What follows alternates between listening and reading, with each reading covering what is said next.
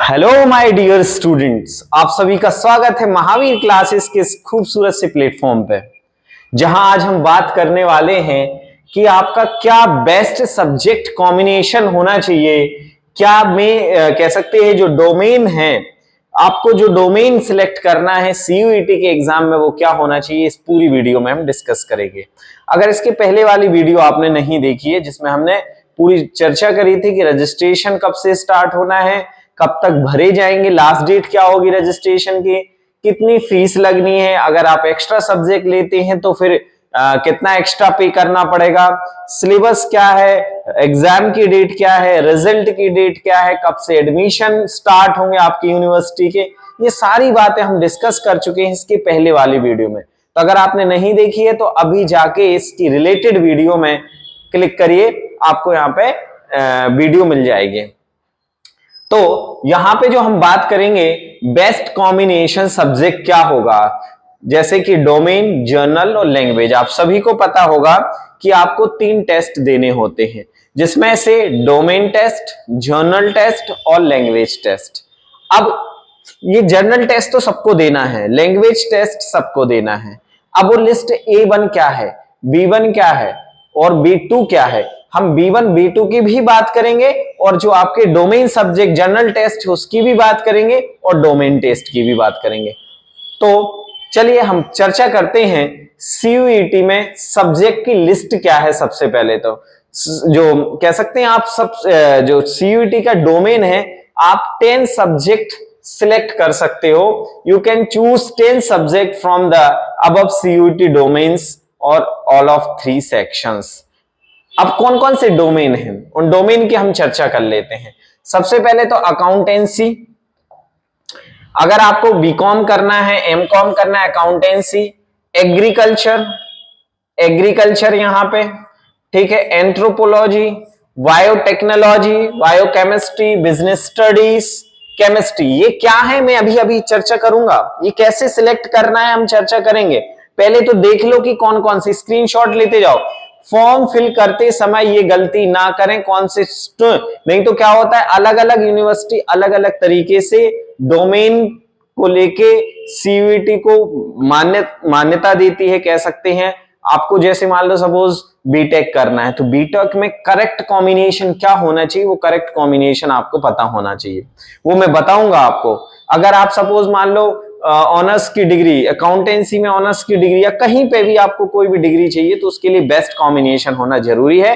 और वो क्या कॉम्बिनेशन होगा, हम वीडियो के एंड तक बने रहे, आपको एक एक चीज देखना चाहिए, तभी जाके आपकी सारी चीजें क्लियर होंगी। तो मैं अगर पहले अभी बता दूं कि कौन कौन से डोमेन होते हैं, फिर उसके बाद हम चर्चा करेंगे सब्जेक्ट की भी। Computer science, economics, engineering, graphics. वहीं अगर हम और आगे बात करें तो environmental studies, fine arts, visual arts, geography, geology, history, home science, है ना। और वहीं अगर हम बात करें knowledge, tradition and practice of India, legal studies, mass media and mass communication, बहुत शानदार है, मैथमेटिक्स और परफॉर्मिंग आर्ट। कई लोग परफॉर्मिंग आर्ट लेते हैं तो उसमें क्या आपको ड्रामा थिएटर सिलेक्ट कर सकते हो, म्यूजिक जर्नल, है ना, कौन कौन से म्यूजिक हैं वो, यहाँ पे डांस में कथक, ओडिसी, कथकली और ये सारी चीजें जो हैं आपके फाइन आर्ट्स में आ जाएंगी। वहीं अगर हम और आगे बात करें तो physical education, NCC, yoga, physics, political science, physiology, Sanskrit, sociology और टीचिंग एप्टीट्यूड। अगर मान लो कई लोग बीएससी बीएड करना चाहते तो उनको टीचिंग एप्टीट्यूड सिलेक्ट करना होगा। चलिए हम आगे बढ़ते हैं कि ये आखिर ये मैंने क्यों बताया, ये इसके लिए कॉम्बिनेशन को जरूरत। तो आप सबसे पहले तो कौन सा स्ट्रीम चुनते हो ये आप सोच लीजिएगा, आपको कौन बातों का ध्यान रखना है। तो सबसे पहले तो understand personal interest and passion. आपको किस चीज में इंटरेस्ट है, किस चीज में आपको इंटरेस्ट है, और पैशन, ये थोड़ा सा आप समझ लीजिएगा कि हमें किस तरीके से आपको स्ट्रीम को चुनना है, कौन सा डोमेन हमें चुनना चाहिए। ठीक है। असेस स्ट्रेंथ एंड स्किल, अगर आप मान लो कोई भी डोमेन चूज कर रहे हो तो आप देख लो कि वो हम कर पाएंगे कि नहीं कर पाएंगे, है ना, उस हिसाब से आपको यहाँ पे चूज करना है। रिसर्च डिफरेंट फील्ड, उससे रिलेटेड, जैसे सपोज मान लो आपने बीटेक का चुना, बीटेक के से रिलेटेड सब्जेक्ट कॉम्बिनेशन चूज किए, तो ध्यान रखना कि वो आप कर पाए अच्छे से, उस फील्ड में किस तरीके से अपॉर्चुनिटीज हैं, उन अपॉर्चुनिटीज के बारे में जरूर सर्च कर लीजिएगा।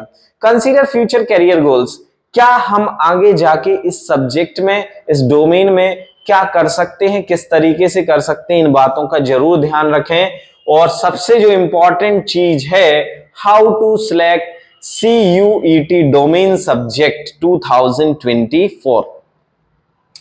तो check university specific course requirement.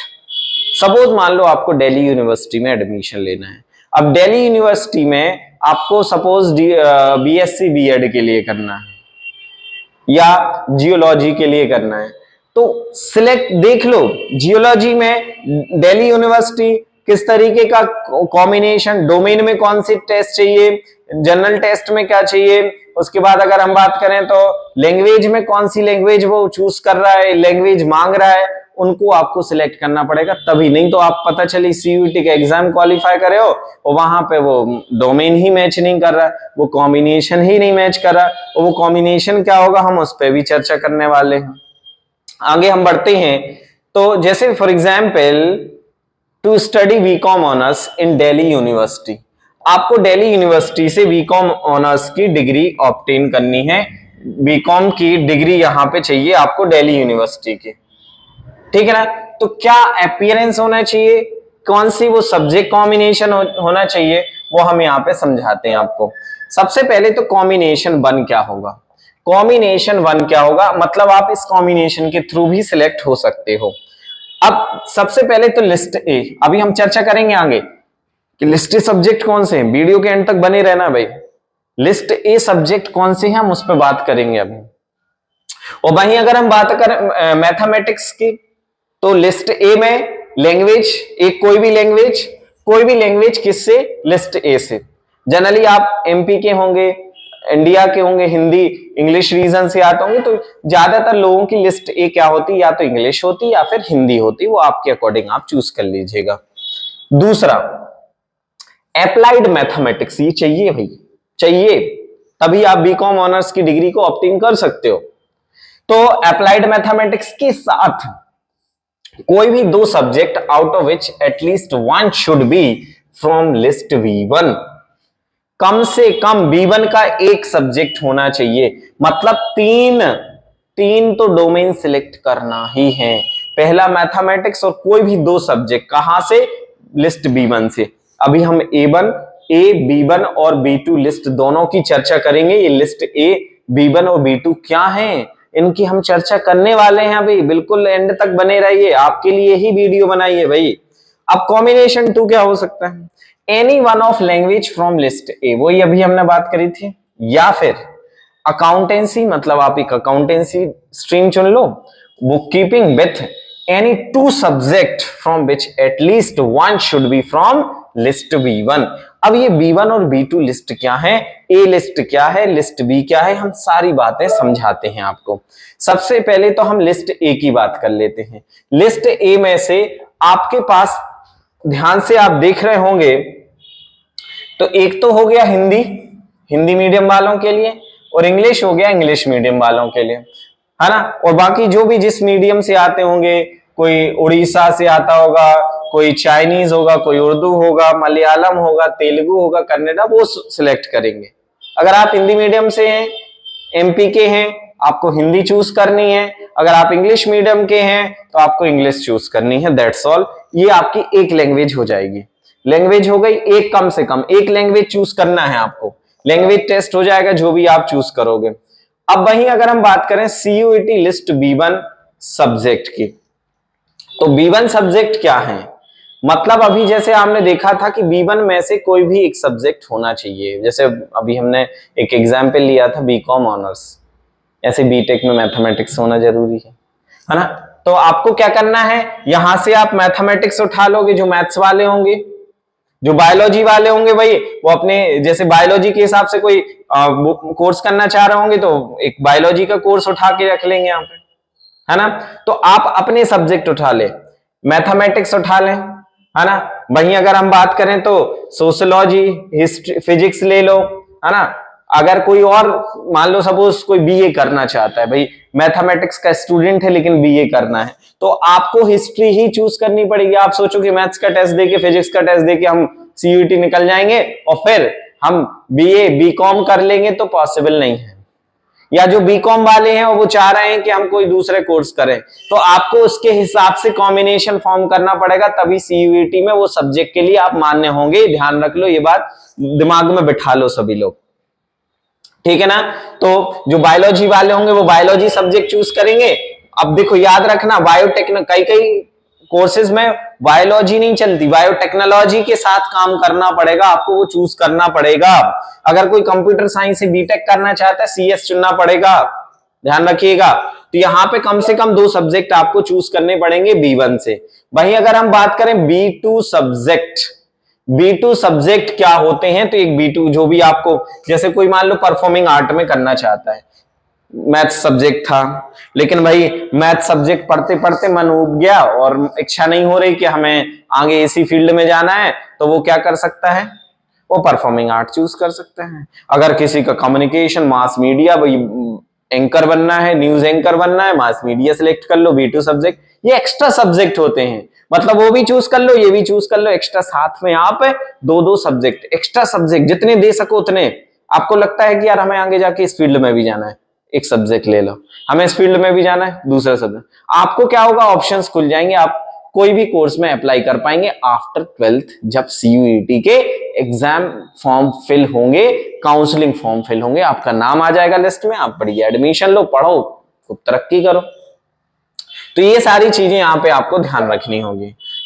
अब हम चलते हैं यहाँ पे क्या कि आपको कम से कम 3 डोमेन सिलेक्ट करने होंगे। कितने डोमेन टेस्ट में 3 डोमेन, ठीक है ना। Remember, you choose minimum of 3 CUET domain subject of your interest in which closely align with the specification that you will choose from your under graduate degree. जो आप under graduate degree करना चाहते हैं, जो degree में आप admission लेना चाहते हैं, उनमें से रिलेटेड आप कोई भी 3 सब्जेक्ट, 3 डोमेन चूज करो। मैक्सिमम आप कितने कर सकते हो, तो मैक्सिमम आप 6 कर सकते हो। कितने? 6। While studying, having the option to choose maximum of 6 subject out of the total 27 domain specific subject। जो अभी मैंने B1 B2 बताए थे वो 27 हैं। कितने हैं? 27। उन 27 में से आप 6 कम से ज्यादा 6 चूज कर सकते हो। उन 6 के हिसाब से आपका कॉम्बिनेशन बन जाएगा, कॉम्बिनेशन बनेगा और बढ़िया तरीके से आपको एग्जाम देने मिल जाएगा, ठीक है ना। मतलब आपको, अब सुन लो ध्यान से, पूरी कहानी यहां पे खत्म हो जाएगी। सिलेबस, लैंग्वेज तो आपको देना ही है, ठीक है ना, लैंग्वेज आपको देना ही है, कोई इसमें दो राय नहीं है, आपको देना ही पड़ेगा, ठीक है ना। जिसमें से लिटरेसी, एप्टीट्यूड, ठीक है ना। वहीं अगर हम बात करें वोकेबलरी, डिफरेंट रीडिंग, जो भी आप चूज करोगे 1A 1B में से। Section B, subject specific domain knowledge test through the MCQ based on NCERT class 12 syllabus. ध्यान रखना, NCERT क्लास 12 सिलेबस पे जाइए, MCQs बेस्ड क्वेश्चन होंगे, ज्यादा नहीं पढ़ना है, 12th का सिलेबस पढ़ना है। आप अगर फिजिक्स, मैथ्स, बायो वाले हैं, मैथ्स वाले हैं, आप 12th का NCERT का पढ़ो, बढ़िया सिंपल से क्वेश्चन आएंगे, एग्जाम में बन जाएगा, MCQ बेस्ड क्वेश्चन होंगे।